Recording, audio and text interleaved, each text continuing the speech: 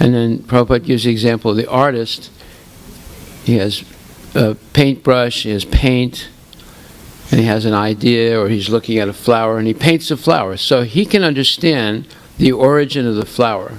You know, he saw one flower and he painted it. But he can't understand the origin of a real flower. Nor can he explain biological growth, how these things happen. And that means there's some mystical power behind the whole thing. So Prabhupada says the mistake of the scientists is they use the inductive process of reasoning. Now, we studied what is deductive reasoning, we studied what is inductive reasoning. Those are two forms of pramana. And then there's sabda, which is the pramana that we use in spiritual life. That is, hearing from a bona fide authority, speaking the original words of Krishna.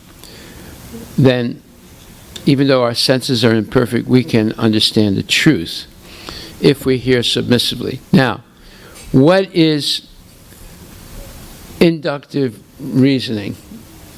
Who can explain? Shivani, you should be able to explain. You have notes. Inductive reasoning, anumana. We discussed this under the heading of epistemology. How do you know if something is true or false? Inductive reasoning. I'll give you another hint. Yes. Yes. Educated guess, right. So can you give an example?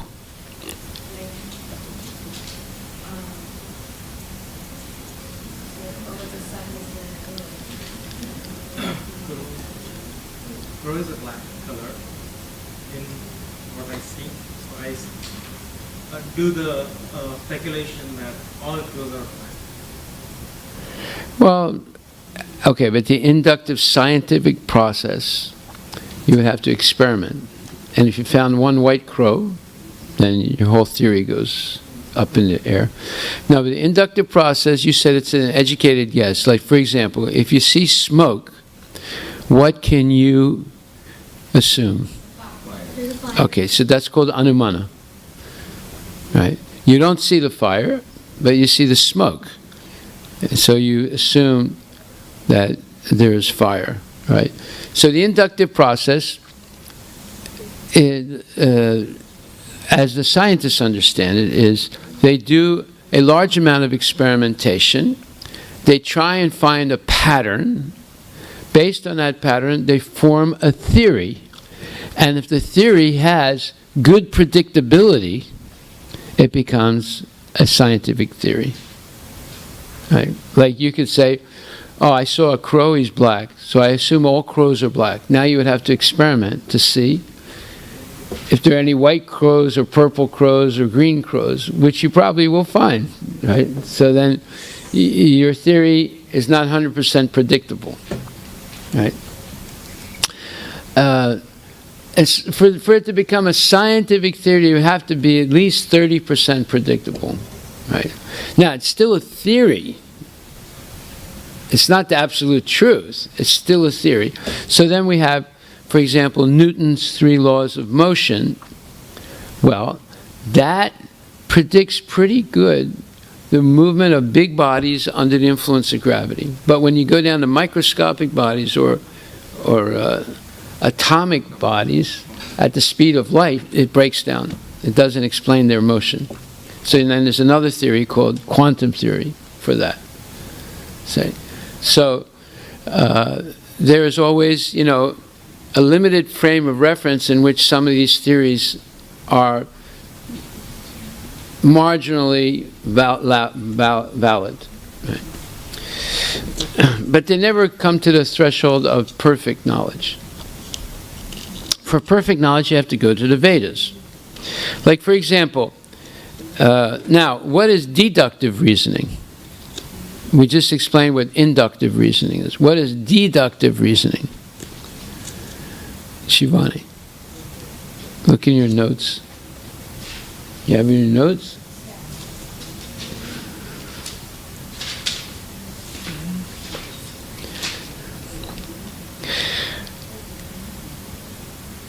You have it? What?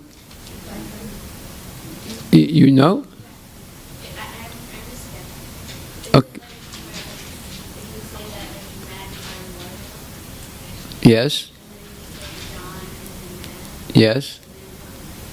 Now you know something about John. What do you know? Yes. So that's deductive reasoning, but spiritual deductive reasoning is beginning from a statement by Krishna. It's called an axiomatic statement, A-X-I-O-M-A-T-I-C. Axiomatic means it's self-evident. You can't argue against it, right? So Krishna says in the Bhagavad Gita, 2nd chapter, 27th verse, Jatasya hi dhruvo mrityur. Bhagavad Gita 2:27, Jatasya hi dhruvo mrityur, which means one who is born is certain to die. So that statement means that all men are mortal. Everyone who's born is certain to die, right? So if you take that statement and you walk down the street and you see some guy walking by, and you stop and say, "Hey, what's your name?" He said, "My name's John." He said, "I know something about you." He said, "What do you know? I never saw you before. How do you know something about me?" Well, Bhagavad Gita says, Jatasya hi dhruvo mrityur, all men are mortal, therefore you're going to die. That's deductive reasoning. Spiritual deductive reasoning, because you begin with a statement of the Vedas that's axiomatic. You cannot argue against it. Just like you could say, every child has a mother and father. Can you argue against it? Even if the child is a test tube baby, could you argue against it? No. There is a father, there is a mother, even for the test tube baby. Yes. Test tube baby. You know what a test tube is? No. A test tube, you know, if you have a chemistry class, they have these glass tubes, and you do experiments by putting things in them. So a test tube baby is a baby in which the egg of the mother was kept alive in some solution, and the seed of the father was put into that solution, and the seed was able to penetrate the egg, and then a baby was born. It didn't happen in the womb of the mother. It happened outside the womb. Right? It's called a test tube baby. There are test tube babies walking around today. They're as adults.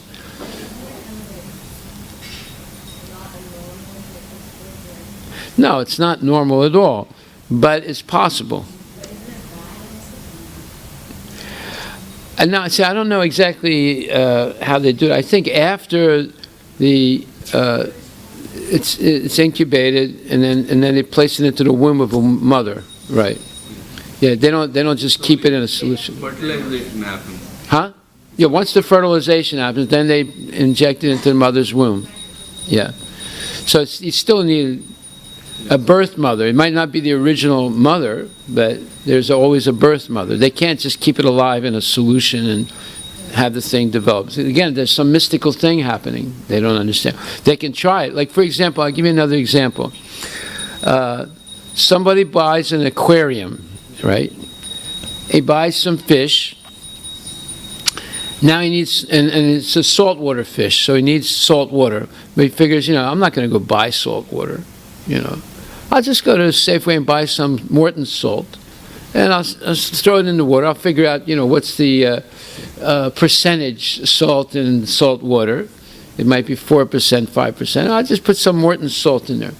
And now he's got his salt water. Then he puts his fish in there, right? And they die. And he's really upset. So why did they die? Because there's a difference between Morton salt, which comes from the sea, and sea salt, right? Although they say Morton salt is sea salt, right? But no, it's been transformed. They took out 3% of the minerals. Besides sodium chloride, there are other minerals in natural salt, up to about 3%. Well, Morton is a smart, clever guy. He takes that natural salt, they get the salt from California salt beds. A salt bed is some construction on the sand where the water comes in at high tide, and when it goes out in low tide, seawater stays in these beds that they've built. And then the California sun comes and evaporates the water, and you get salt left over, right? So he collects that salt, takes it into his factory, and extracts out the 3% of minerals, which he sells to chemical companies. And then he sells you and me 100% sodium chloride, which is actually a poison when it's not buffered. Well, the government mandated him, listen, Morton, you got to put a little bit of the iodine back into it, because people in the northern hemisphere are iodine deficient. So he said, okay, I'll do it. And then he puts a big advertisement, iodized salt. The whole thing is cheating, you see. Anyway, that's Morton's history. So if you use the Morton salt to make salt water, it doesn't work.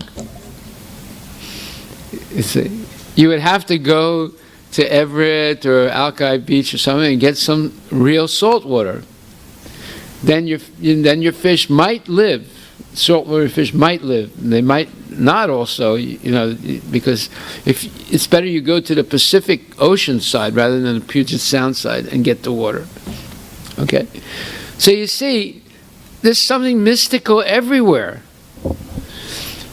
Okay, so now we know what inductive reasoning is, and we know what deductive reasoning is, right? Prabhupada says the fault of the scientists is they use inductive reasoning.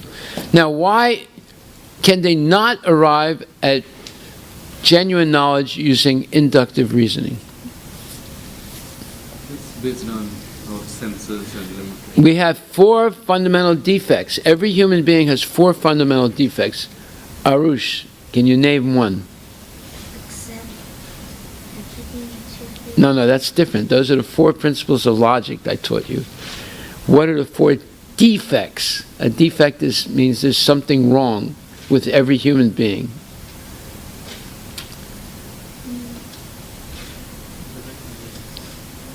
Do you ever make a mistake? That's number 1. Yes. Cheating tendency.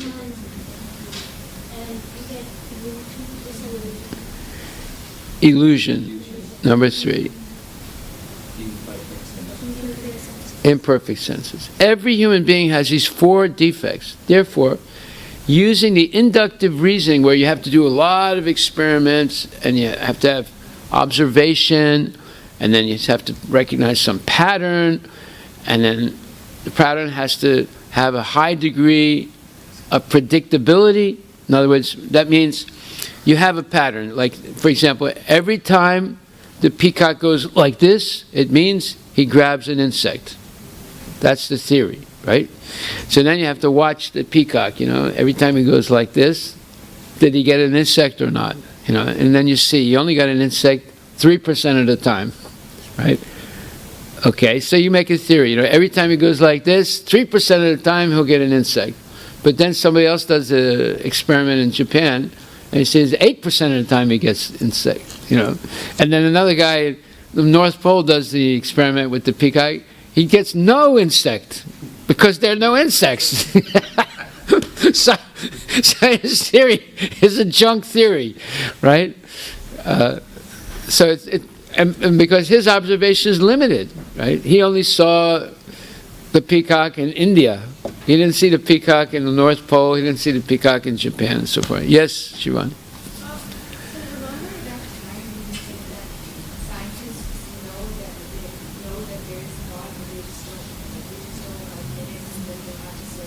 Yes, true. Why can't people just get along and no murder, no fighting?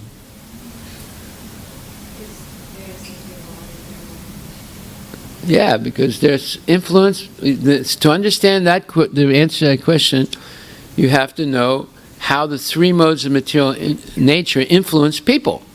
What are the three modes of material nature? Yeah, so most people are influenced by passion and ignorance, and those qualities lead to arguments and fights. If a person in a mode of goodness, the incidence of fighting goes down. There still might be some, but very little. But when you're in transcendental goodness, there's no fighting. There's only cooperation with Krishna. Does that answer your question? Yeah. Okay, so we're going to come to we have to stop very soon.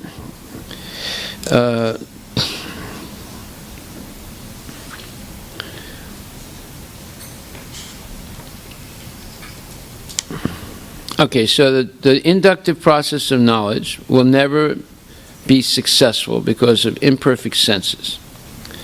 So Krishna cannot be known by the inductive process. Therefore, he's called ahoksaja, unknowable by direct perception. It's the name of Krishna, ahoksaja. He's unknowable by direct perception. In order to understand this transcendental science of Krishna consciousness, one has to seek the help of a bona fide spiritual master. Hear from him submissively and render service to him. Lord Krishna explains that in Bhagavad Gita 4:34. Tat vidi pralipatena paripasnena sevaya upadeksyami te jnanam jnaninas tattvadarshinaha. One should approach a spiritual master with the following three attitudes: submissiveness, asking significant questions, and offering service. Then a favorable atmosphere is created for asking questions and receiving answers. So those three attitudes are very important. Being submissive, that is listening seriously and being able to follow instructions, and then asking really important questions, and then offering service. Then one can begin to assimilate or learn this transcendental knowledge. Then Prabhupada starts talking about people in the age of Kali, this age now, are seeking illusory happiness. So your homework for tomorrow, if you want to do it, is explain what illusory happiness is. You know what happiness means. What is illusory happiness? And what is real happiness? Okay? And to understand what illusory happiness is, I'll give you a little hint.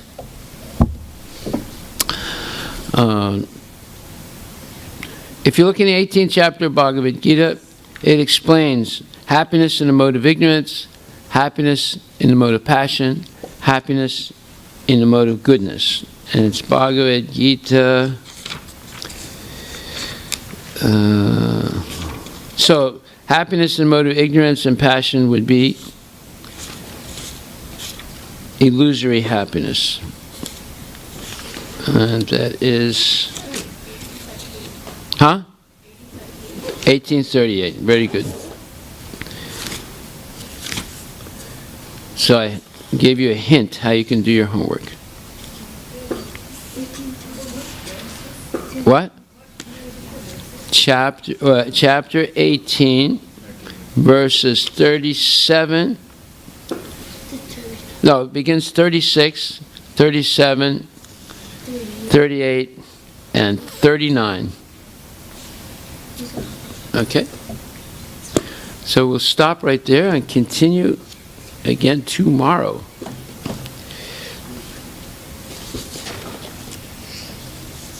Also, if you want to look in your notes, I explained to you during the summer how to defeat an atheist.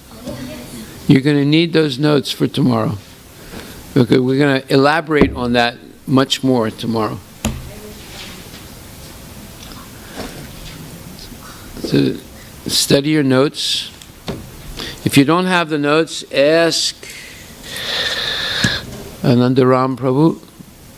He can find the notes from the summer sessions. Or if you have the notes, you have the date. I write the date down, but I just don't write the topic. Okay, but you have the date. Yeah. So give the date to your dad and let him see if he can print out the notes. We're going to elaborate on it. We're going to go much further tomorrow on how to defeat an atheist, because more than 75% of the whole population in this world are atheists. So you have fun time. Almost everybody you meet is an atheist. And you can defeat them one by one. Hare Krishna. Srila Prabhupada ki jai. Nama Om Vishnu Padaya Vishnu Vasaya Namaste.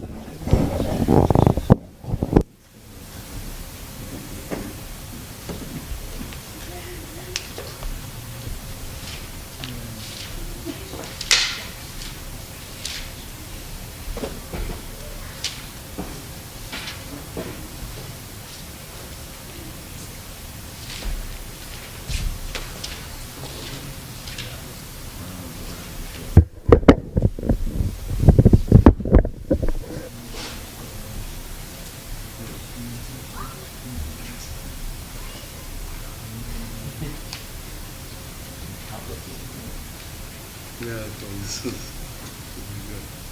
Good stuff. Yeah. It's, like I think, this Oh, there. It gets exciting. As you get further into it, it gets exciting.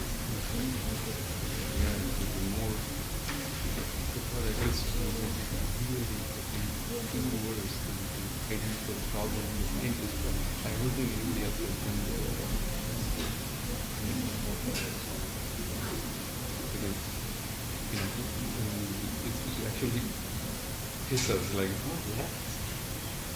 No, because there's overview. We don't have, we're in it so far we can't see anything, but it's like overview. We have the data knowledge.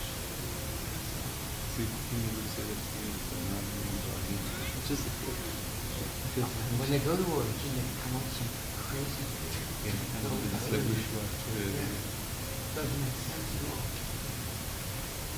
No, he's saying you go to origin, it's just it's back there.